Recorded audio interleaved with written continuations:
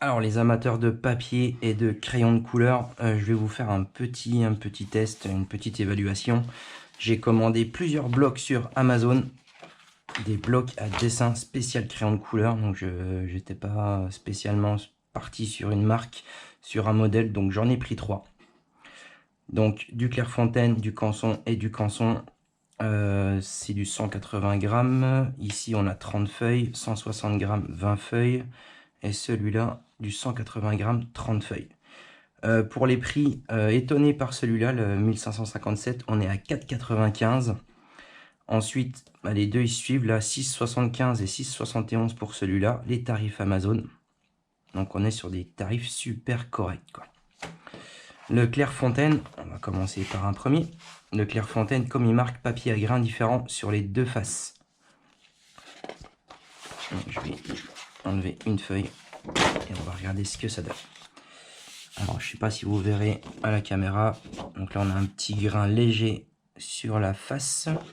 Sur le dos, on a une surface beaucoup plus lisse. Donc moi, je pense que je préférerais la surface beaucoup plus lisse pour dessiner, quoi.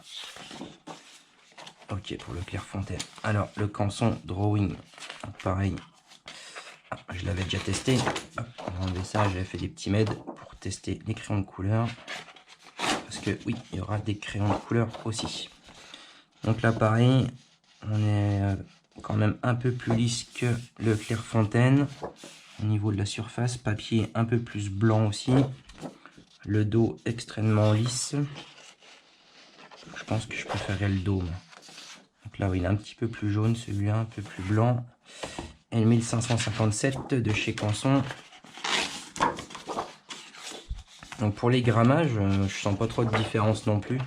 Ouais, 20 grammes sur 1 mètre carré, ça se sent pas des masses. Donc là, le 1557, il est quand même assez lisse comme l'autre Canson. Et pareil, le cul, il est bien lisse, bien blanc. Donc pour les différences de teinte, le Clairefontaine est quand même un peu plus jaune que les autres.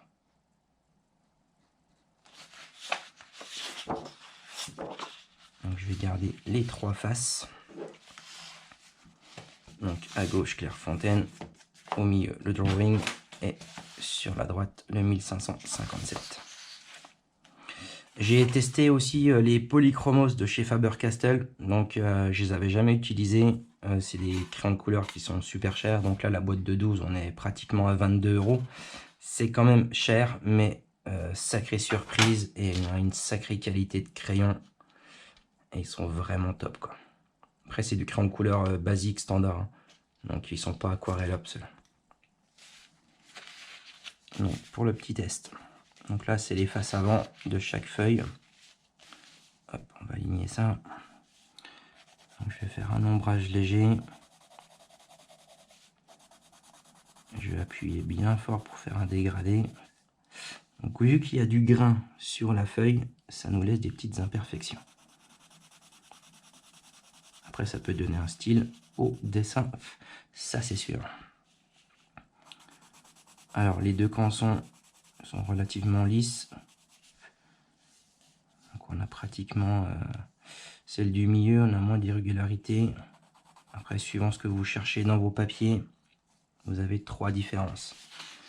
Allez, on retourne et on teste le cul des feuilles. Donc pensez, hein, et regardez l'arrière de la feuille, c'est pas toujours les mêmes. Donc là, le Clairefontaine, on aura beaucoup moins d'irrégularité. Le Drawing de chez Canson, pareil, on a une surface bien lisse, du coup on n'a pas de problème.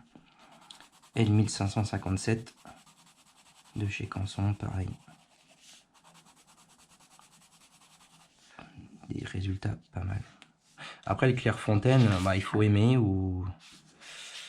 Voilà, un grain un peu plus jaune, un peu plus de grain. Donc ça peut donner des effets un peu plus différents. Après moi je préfère les papiers un peu plus lisses. J'aime bien avoir des choses très fluides. Sans impact dedans, sans petits points blancs. Donc voilà. Donc les Polychronos, comme vous avez pu le voir, bah, super bon crayon. Ils s'usent un petit peu vite, mais bon forcément, ils sont un peu gras, donc du coup, ça va super bien. Donc vraiment une bonne référence.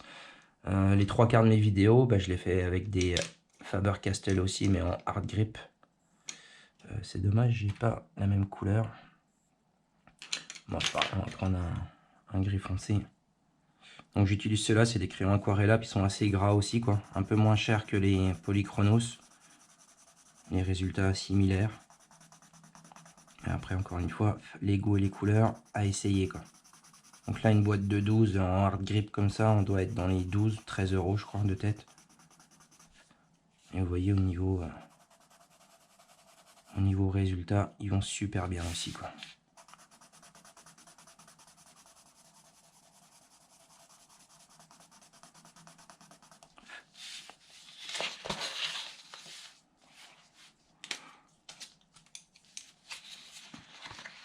Donc petit test rapide. On pense à retourner les feuilles, on fait des essais. Je viens de bousiller 3 feuilles. Mais bon, c'est pour la bonne cause. Donc un peu plus de grains de Clairefontaine vous plaira. Feuilles un peu plus jaunes. Et les deux cançons. Du coup, pour les comparer les deux, là on a 6,71, on a 20 feuilles. Et là on a 4,95, celui-là est en panier plus, du coup je pense que j'ai eu une petite réduction, mais on a quand même 30 feuilles pour 180 grammes. Donc là on est vraiment sur un super produit, quoi. Papier à dessin extra blanc, spécial crayon de couleur. On peut utiliser le feutre, le fusain, c'est vraiment top, quoi. Donc là on va pouvoir faire des bons dessins pour dessiner facile. Bon, on pourra faire des bons dessins avec tout, quoi. Mais du coup, 1557 remporte le petit match. Et pour les crayons de couleur, si vous avez un petit peu d'argent, essayez les Polychromos. Et sinon, si vous avez un peu moins d'argent, une trésorerie un peu plus réduite, vous pouvez essayer les hard grip. Ils vont super bien. Dans mon petit rack en face de moi, certains auront pu voir ceux-là. Donc je les ai essayés aussi, c'est du Faber-Castell aussi. Du Gold Faber Aqua, donc de l'aquarellable. Mais par contre, j'étais un peu déçu. Ils sont vraiment gras, quoi. Après, déçu pour moi. Hein. Après, ils vont super bien quand même. Je vous fais une petite démo. Moi, je les trouve un peu trop gras à mon goût.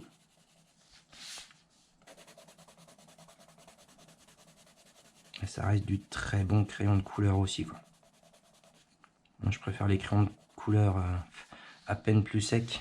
Donc là, le Polychromos, moi, je suis tombé amoureux. Donc, je pense que je vais bosser avec ça maintenant. Et le compromis entre les deux. Donc ça, pareil, c'est de l'aquarellable aussi. Donc là, chez Faber-Castell, on a 3 gammes qui sont quand même top, quoi.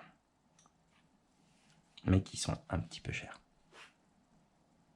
Voilà, c'est une petite vidéo rapide pour vous faire part de mes petits tests et de mon expérience. Et on se retrouve très vite pour un dessin sur ces feuilles.